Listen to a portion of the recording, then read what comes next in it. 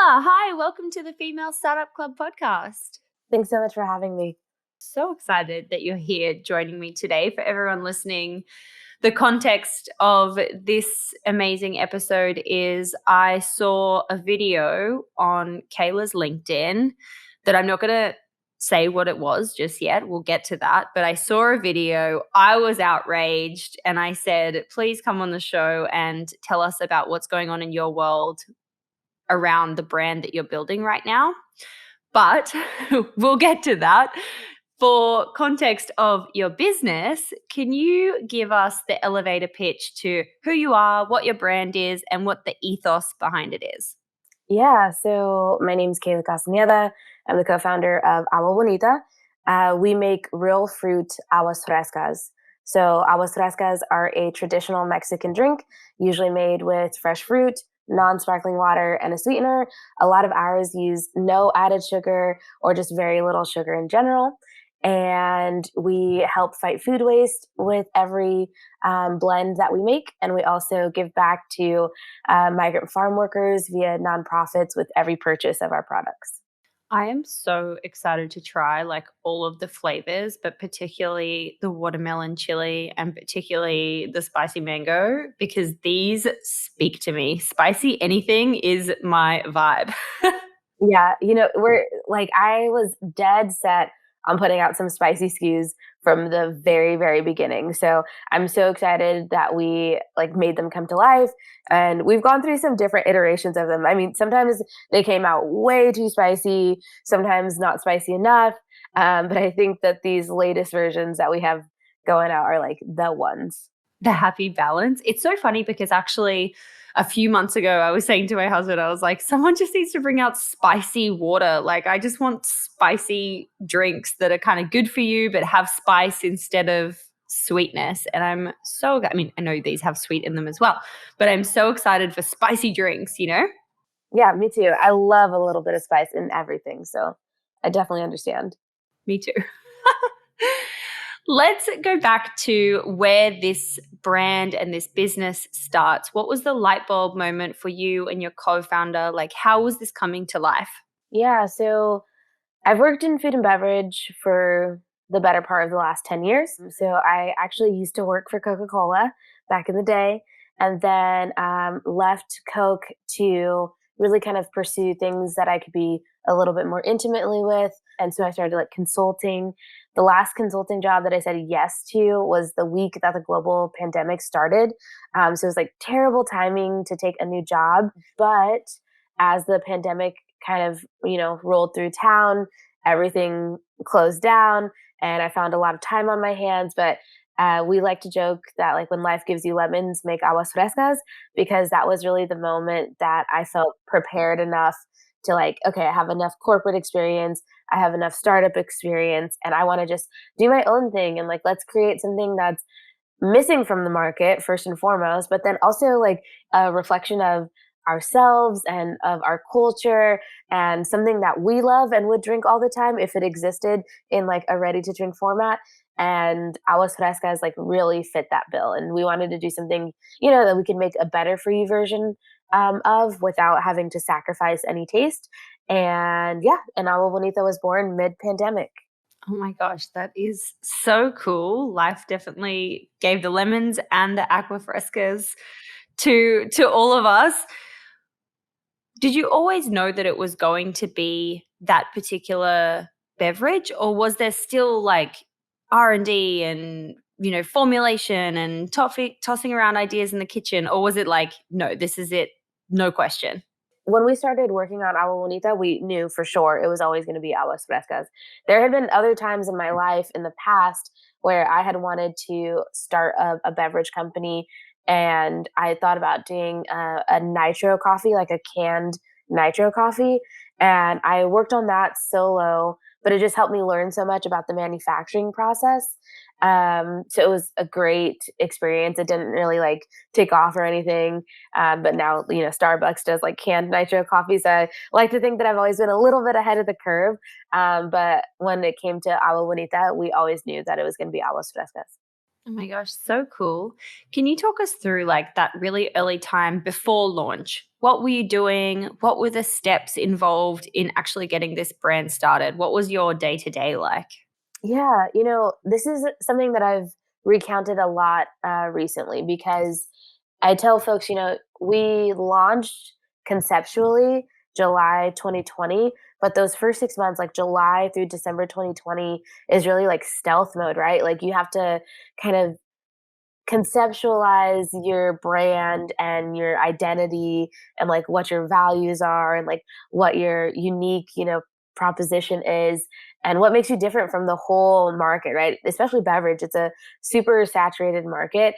So I think those first 6 months were really a lot of thinking through that, like what do we want to do that is different than what's already being done, and like how can we do this in a sustainable way, and what kind of choices are we going to make that communicate those things to the consumer.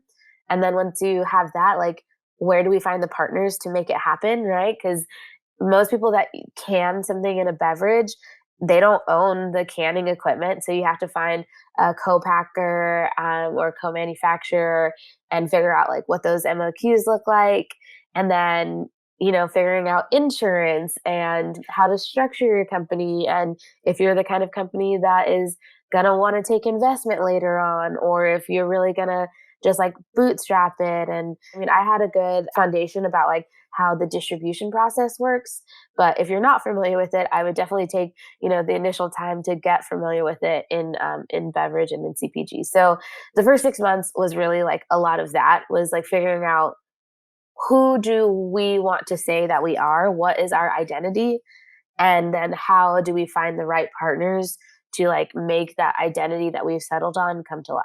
And when did you actually launch? Did you say was it at the end of 2020? We sent the very first packages out literally December 31st, 2020. So we spent, yeah, the first like July through December 2020 really like working. And then like our first full month of selling things, we created a pilot, which was like maybe about 10,000 units.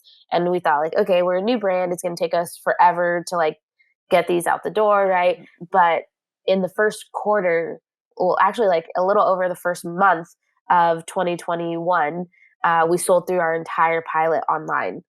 People had just come across our brand, found our packaging, really liked it, decided to buy some, and it just kind of spread a little bit.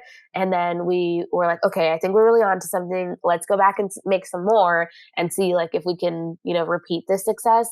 So we like made 10 times as much and then sold out like even faster. So then we did it one more time and then we sold out before we even went to production. So that's when we knew that like we were really onto something.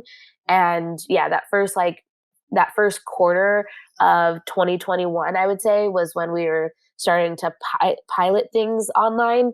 And then from like May through December of 2021, we opened like direct to consumer nationally. Wait, we need to rewind to you doing 10,000 units in a month. That's crazy. How? I don't understand. Can you like break down specifically the lead up to launch and like what you were doing and like the messaging that you were kind of putting out there and like how you were going about that? That's amazing. Yeah, I think our debut really speaks to just how absent this product was on the market, because aguas frescas are really the most popular drink in every Hispanic household, like across the world, right? Like all Latin America. So it's it's just like crazy just how familiar so many people are with it, but there just wasn't a ready to drink version. So I think that that helped was just people being like, oh, there's an agua fresca. Yeah, I know what aguas frescas are. I'll try that. So that really helped. And then obviously our packaging, my co-founder, our packaging is her handiwork. But I think that we have really beautiful packaging that like helps, get things off the Catches shelf, your eye. especially yeah, especially when it's like virtual and on Instagram, right? It's like a very Instagram worthy kind of product. And so that really helps. And then, yeah, and then just using word of mouth, telling some of our friends who would tell some of their friends who would share it and whatnot. And we found like lots of opportunities to where we could give away product. just to get it out in front of people. And then people would take photos of our product from there and then, share it on their Instagram. And it was just kind of a wildfire thing. So, yeah, I mean, I think like just when you find something that is truly missing from the market, you can really get that strong early response because it just truly isn't there. 100%. It hits the spot, and that word of mouth kind of like inherently built in that people are like, oh my God, I'm so excited to try this, telling their friends, and word starts to spread. When you were saying that you were doing the kind of like finding opportunities to give away product for free, could you explain like some of those kind of opportunities for anyone listening who's specifically in the beverage industry and being like, wow, that's amazing. How can I get my brand out there? During the pandemic and still now even, sampling went away. So like you couldn't just like pour drinks to sample and give out, which like for any food or beverage brand is a huge opportunity for conversion. And we didn't have that anymore. So we had to start thinking about like where does our target demographic spend their day. So it was like, okay, well maybe the kind of person that would buy our product also goes to this coffee shop. So maybe we will give that coffee shop, a free case to sample out, or maybe they can do, a drink for a day with it and just like show our cans off. Or maybe the kind of person that shops our brand would also like enjoy fitness classes at this kind of studio. So we'll give away free cases to that studio so that way they can hand them as they walk out and get some consumer feedback that way. So that's how we started to think about it, was just like where could we find our consumer, and then let's show up in their life, as they go about their day. And so are you just literally walking in, knocking on the door and being like, hello, manager, can I stand outside and give away some drinks? Or like, hello, here's a case, do whatever you want with it, but please give them out? Yeah. And I feel like there's this whole grassroots effort when it comes to food and beverage that like maybe more modern founders think like that isn't necessary, but it's a tried and true process for a reason. And even like the biggest companies in the world still do this. They still walk around to smaller, moms and pops and give away free product, or like tell them like, yeah, we will give it to you. So it's one of those things like when you are so new, it doesn't matter how approachable you are, free will always be the most approachable to anyone. So giving them, some free product is always a good thing. If you had to say like what the split was, like out of, say you have 10,000 cans, how many of those would you allocate to gifting versus like to buy? Well, we ended up selling about 100,000 units our first year. And so I would say maybe 5% of that was stuff that we gave out for free. But I will say too, like, if you are familiar with the beverage industry, that once you start to really get going in like larger retailers and stuff, there's something called a free fill that you're expected to do. So actually, like say, the largest, most prominent store comes along and they're like, great, we will put you in 500 stores and you have two flavors, and we want a free fill. That means you are expected to give 1,000 free cases of product to go into their stores, to even start to be in their stores. So if you guys are thinking about starting a beverage company and you're not already familiar with some of this type of ongoings, on the back end, like that's something that you have to be prepared for. So it's really just like relative to your growth, how much product you have to allocate to give away for free. But it actually is like something specifically in beverage that you really, really have to account for.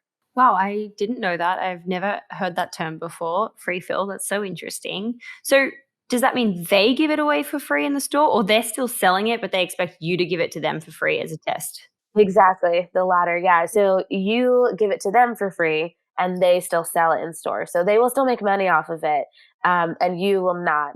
Well, that sounds a little unfair. But why?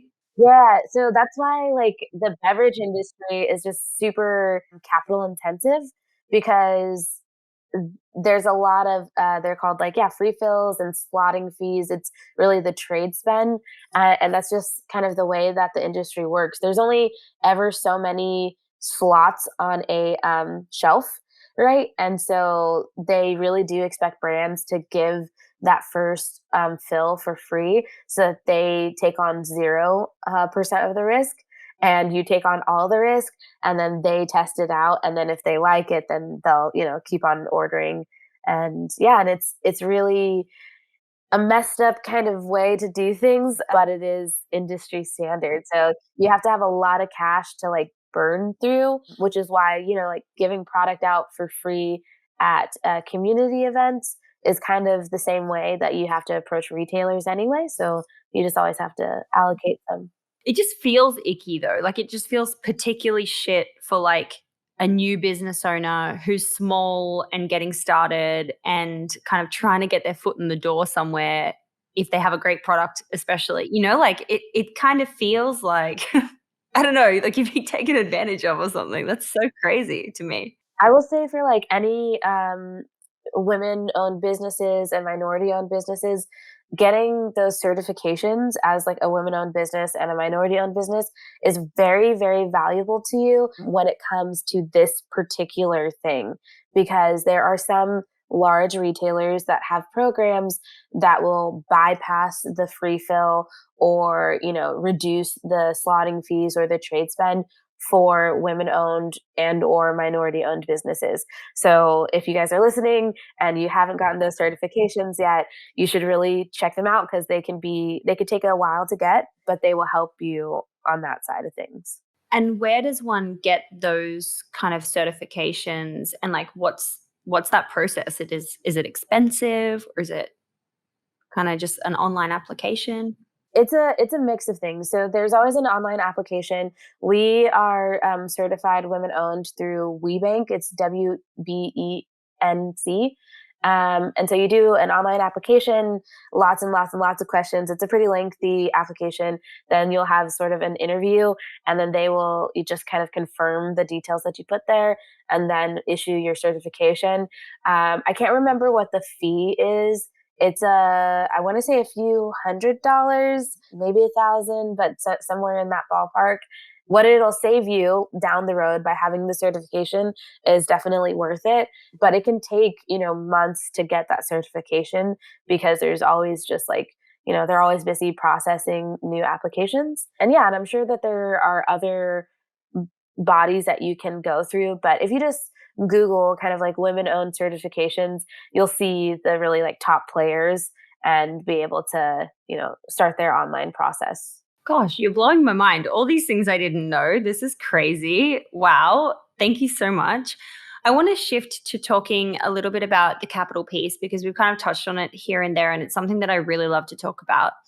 How much did you need to invest to start the business, and how were you thinking about, or how were you financing in the beginning, and how were you thinking about bootstrapping versus funding when it came to you specifically?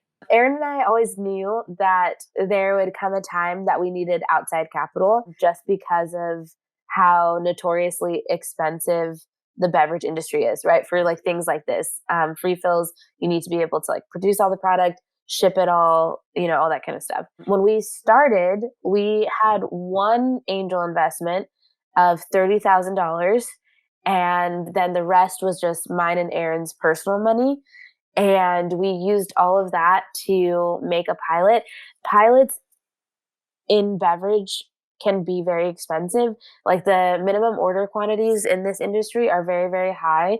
And so even getting just, a small amount done can be easily like $30,000. So you really have to kind of have some like seed cash that you're willing to part with. Yeah. So that's how we started, was like we took 30K and then we bootstrapped the rest. And we knew that we were going to bootstrap for as long as we could, but we set a date at about like a year and some change out, that like if we are not at a place to be able to raise outside money by this time, then we need to not be working on this full time anymore. Because we started working on it full time from the very beginning, mostly because it was a pandemic, so we didn't really have a choice because no one had a job anymore. So we were like in it to win it from the very beginning.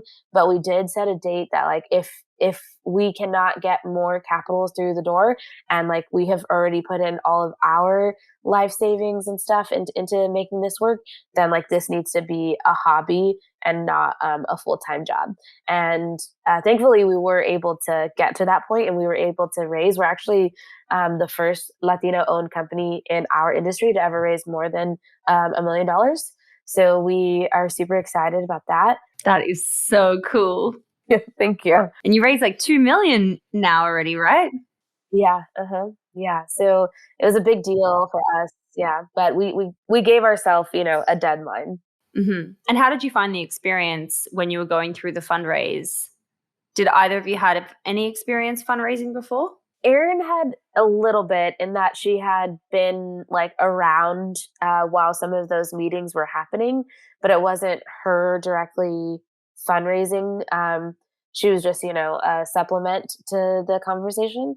I had never fundraised before. The way that we started fundraising initially was like I started entering into a bunch of pitch competitions and pitching our company.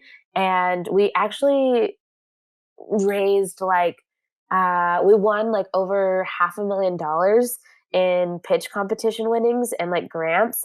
Yeah, I actually won every pitch competition I entered into. So that's how we like sustained our business for a That's while so too. cool. Yeah.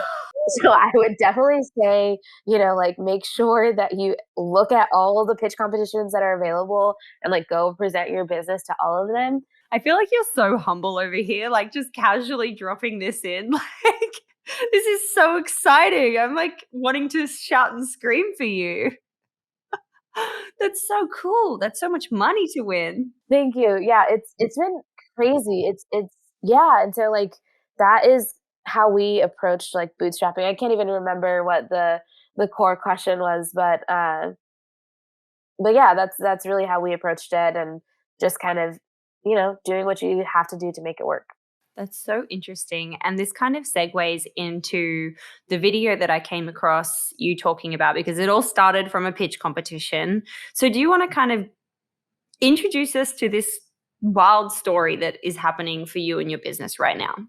So at June of last year, I was in a pitch competition, and it's actually like the biggest pitch competition of the beverage industry. It's hosted by BevNet. It's called Best New Beverage Showdown. So like the winners of this pitch competition have a track record of going on to like some really big success. And so yeah, so it's if you're in the beverage industry, it's like one of those things that you want to compete in and that you also want to win, right? Like it's just a really good publicity moment for your brand. And so last year I competed in this competition. It was hosted by BevNet and put on by the VEB team at Coca Cola, which is the team responsible for partnering with and investing in new brands and new concepts to launch into the market. And so yeah, so I won this competition, and some of the Coke team was a part of the judging panel. So last year we won, and then we had just like a killer year. And the marketing campaign that we ran was around AF. So like we ran it around the whole like play on words like as fuck and aguas frescas, right? So kind of this like cool AF. So we made a lot of like T-shirts that said like real AF. Yeah, it's like I feel like you could do that when you're a startup, right? Like you don't have to play by these big corporate rules. You can kind of say whatever you want to say. Yeah, and so like but I mean, last year in terms of publicity, we had like one hell of a year. Like we were on the Today Show. I made it to the Forbes list. We won Best New Beverage. Like just we were on so many like really big public platforms. And yeah, and we were really the first like ready to drink agua fresca to market.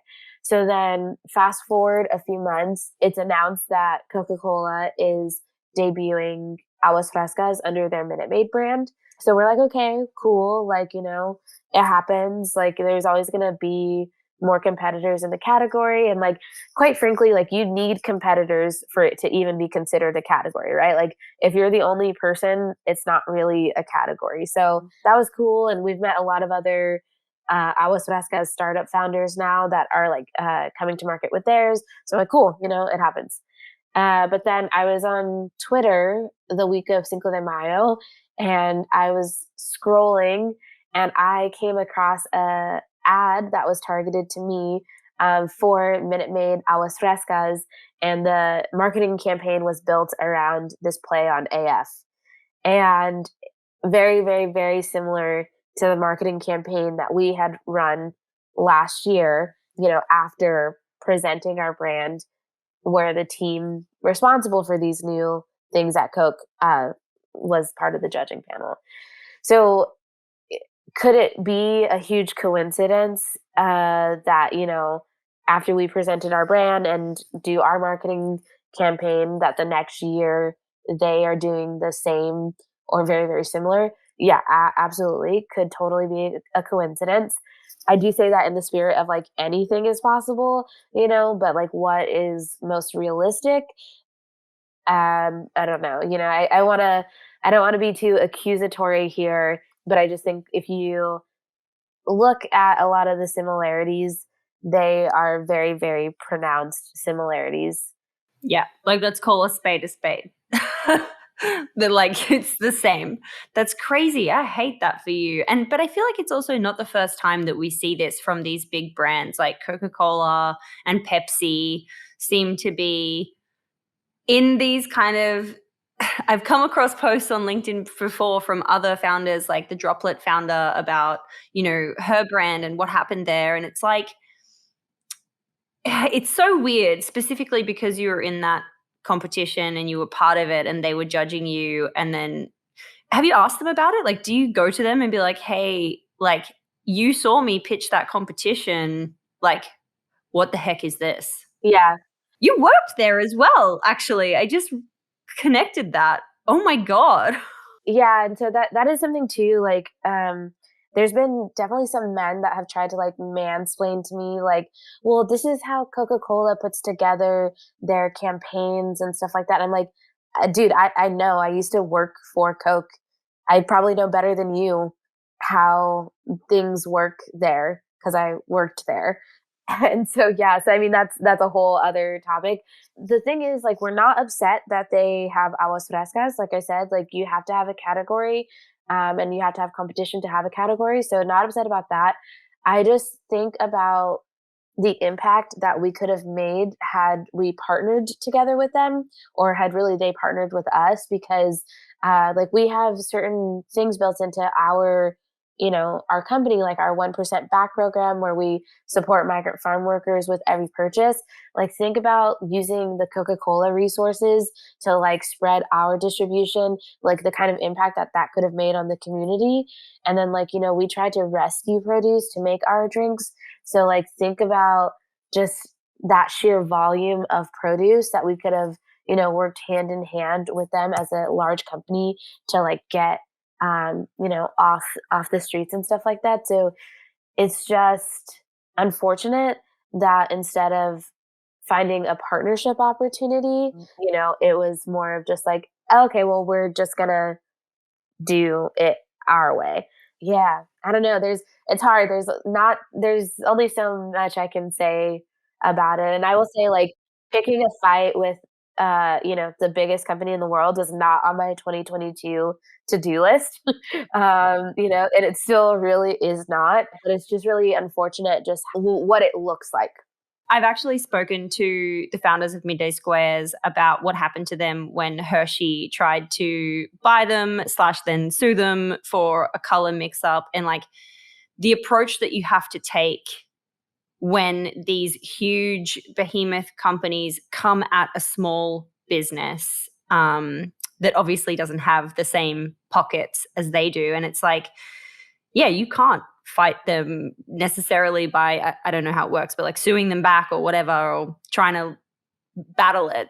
But I guess you can have your voice, and you're allowed to get out there and tell your community what's happening to you. So I'm interested to know what has it been like since, when it comes to your community and the people around you learning about this? Because I know for me, I felt really mad. I was like, what the hell? Yeah, I think my approach was kind of just like, let me just show people and then let them make the decision for themselves what they think happened. I can only like give the facts of the matter and show what happened. And then like you guys tell me, like, am I tripping or like what? I think the response is like really having the community rally around us. And we just had an influx of support, like from purchases to offers of like how to help with certain things, and just words of encouragement and stuff like that. And so it wasn't all a bad experience, so that was really nice. And I think it just like validated the strength of our community, and it also helped us just like reach more community members, right? Like now you and I are talking, and we can talk about the sort of like injustices and some of these like dark spaces of the CPG world. And I think that that is really like what's most important, is just like getting a new platform and a new way to share our voice and share our story, because you're right, it happens to a lot of people all the time. And I'm just lucky that I have the ability to say something and have a community that listens and also like spreads our message. 100%. Was there anything like that you learned from the experience that was a bit unexpected, or like how you'll handle, business moving forward?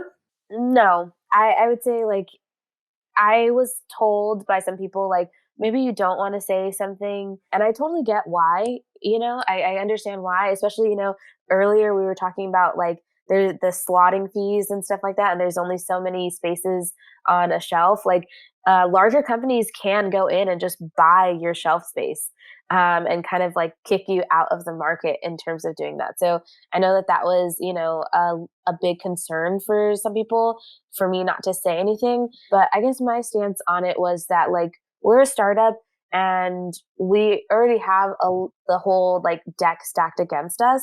So the options are like have an uphill fight and not say anything, or like have an uphill fight and at least have like the community behind us by sharing our story. So I would still share, no matter what. And yeah, and I think like now it's just given us just a little bit more motivation to like keep doing what we're doing. I think that if you are getting copied, if you're getting copied, then you're getting copied for a reason, right? Like you must be doing something right. And so we're going to just like, keep on keeping on. And it's just kind of a bump in the road. And we got to just, keep doing what we were already planning to do. 100%. Now you just have all these people rallying behind you and happy to shout from the rooftops about what you're doing and buy your brand instead of someone else's brand. What is on the cards for the future? What's next this year that you want to shout about or tell us about? So we have some really exciting new flavors coming, and I think that I'm most excited for that. I think if you guys follow us on Instagram at Drink Agua Bonita, you'll see some really cool flavors, some very highly requested flavors coming out later this year that we are so excited to have, get out on their way to y'all. And so that's the thing that I am most excited about. And then just seeing us in more places. It's so cool when you have started something in your home that you end up seeing like on a shelf at a retailer. Like that is still so crazy to me, is like I sit at my home office and work on this thing all the time, and then eventually, you get to go to this store and like it is sitting there on the store available, on the store shelf available for purchase. So we'll have some new retailers to announce as the year goes on that we're super excited to just be more available to people. That is so cool. Yeah, I can imagine the thrill of seeing yourself like on the shelves or in the hands of someone just casually on the street just must be overwhelmingly exciting, and it mustn't get old. I can totally feel that. Never, never, ever gets old. Like the first like $5 that we made and like $5,000, like it just does not make a difference. Every single time that someone like elects to buy our products and then like shows us is so exciting every single time. Very, very exciting. So cool. Is there anything that you wish someone had told you before you started the business that you can pass on that wisdom to anyone listening? Yeah, everything takes way longer than you expect it to. So even when you allot for extra time, add a little bit of extra time onto that timeline because everything will take longer than you think that it needs to. And in our business, time really does equal money. So you'll need more money to like make sure that those things work out in your favor. So yeah, I would just say like just plan properly because this little project is going to be way more time intensive than you think. That's so interesting. And what is your key piece of advice for entrepreneurs in the beverage space? I would say to just like lean into your community, even though we're all beverages and beverage is really like a competitive space. Honestly, you will find so many other founders and resources and people that really want to help you. I will like shamelessly plug Noah over at Ruby Hibiscus Water. He has been such a great founder friend. Yeah. And I love everything that he's doing. And he's such a nice person and so helpful. Yeah. Andrea Hernandez over at Snack Shots. Like, you know, these people are all about building community. And I think that like when you're building a brand, like that's really all you're trying to do with your brand. But like don't forget to build it as yourself, as a founder too. Yeah. So just like lean into the community. There are people that want to help. I love that. That's so cool. Thank you so much for sharing that. We wrap up every episode with a series of 6 quick questions, some of which we might have asked, but some of which we might not have. So I asked them all the same. Question number 1 is, what's your why? Why are you doing what you're doing? Oh, my family and slash my culture. I think like I just want to make them proud. And my family, my story is like the same as so many other Hispanic families and Latino families. So yeah, I want to do it for the culture. I love that. Question number 2 is, what's been your favorite marketing moment so far? Probably this whole thing with Minute Maid. I feel like it's kind of just validated that it was something worth doing. And it's honestly kind of just funny seeing like a boomer-esque energy trying to pull off, you know, as fuck. So That's so lol, 100%. Question number 3, what is your go-to business resource when it comes to podcast, newsletter, or a book? I love to, I don't know if I have like one in particular. I would say like I always just like ask other people what they're into at the moment and go check it out. I know like one of the places that I started years ago was Hello Alice, like just kind of going through their platform. For anyone listening, Hello Alice gives out different kinds of grants from like 5K to 25K, and it seems like they're doing it around the clock, and it's amazing. And then, you know, many resources built off the back of that. I'm going to link it in the show notes for anyone who wants to check it out. Question number 4, how do you win the day? What are your AM and PM rituals and habits that keep you feeling happy and motivated and successful? I try to get sleep. I know that that's like such a simple answer, but really, I think getting the right amount of sleep helps change my day drastically. And then I try to just like make time for, yeah, people like this little one that make me happy whenever I need a break from work because I don't just want to work so much that I forget to be here for him. We have, for anyone not watching on YouTube, we have the sweetest little guest, the youngest guest we've ever seen on the show, coming into picture with some dinosaurs. And it's beyond cute. Question number 5, what is your worst money mistake in the business? Ooh, worst money mistake in the business was like partnering with the wrong co-packers, wrong co-manufacturers, and like you don't get your money back from that kind of stuff. So yeah. How much do you lose? What's the kind of like amounts that can muck you up? Oh, I mean, you can easily lose like tens of thousands, hundreds of thousands. It's really like find your time to find the right co-packer because it gets expensive really quick. Gosh, yeah, that's a crazy one. And last question, which you have already shared many of these, but in case you have another one up your sleeve, what is just a crazy story, good or bad, that you can share from this journey in building a business? I think that you just never know where your business will take you. And I think I had one of those moments. I was at a conference in Abu Dhabi and I was just sitting there thinking, like, I'm here because of something that my grandpa, a migrant farm worker, used to do. And like that simple thing, and a thing that he did out of like necessity, is now has led me here, with all of these like amazing women. Like I was met like Huda Katan and stuff like that. And it's just like, you just never know like where something will lead you. And so even the smallest of ideas can be very, very worthwhile to pursue.